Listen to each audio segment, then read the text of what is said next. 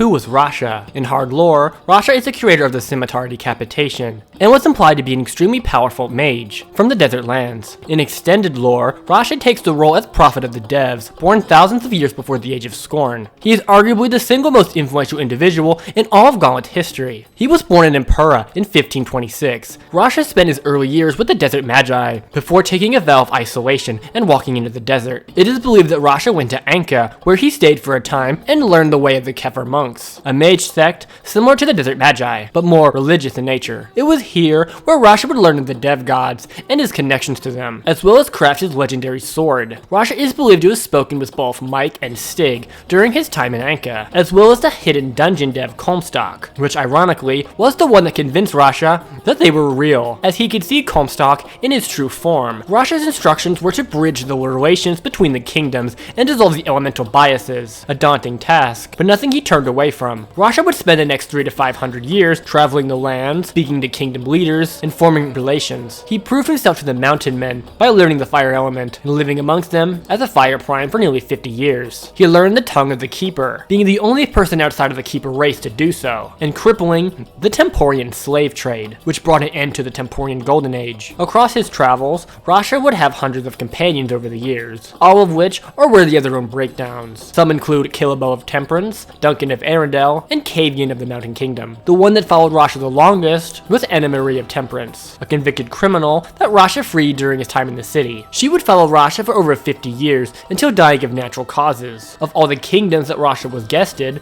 the only one that rejected his influence completely were the Equinos Angels, or the soon-to-be Knights of Sky. His rejection allegedly made the dev Kershlake so angry that he locked down the holy city, dooming those outside to drift alone without their home. Rasha's efforts led to him taking part in a meeting with the leaders of the Keeper race and the last of the Burning Men, two factions that completely hated each other, but had mutual respect for the Magi Traveler. This meeting would be one of many that make up the Elemental Reforms, series of social shifts promoting elemental equality and their equal importance in the universe. A combined effort which involved every faction except the Equinos Angels, after which Rasha would return to the desert lands where he would take up the role with Archmage. Rasha would then bring forth the Golden Age of the Magi, which was made even greater with the Second Jinn War, in which news of Rasha and the Magi's light reached Shaitan and the Jinn Sultans. Rasha and his mages would completely smash the Jinn army, and together seal the genie away in a vase, kept deep in the tomb of the undead, where he would remain for almost 2,000 years. He would also seal a shadow demon called Ahan into a golden lamp, which he would hide away in the northern mountains in hopes to keep it trapped forever. When Rasha finally passed away in 3000 ADW, the cosmos responded with two grand wizards to ensure the elemental balance he curated would remain intact for years to come.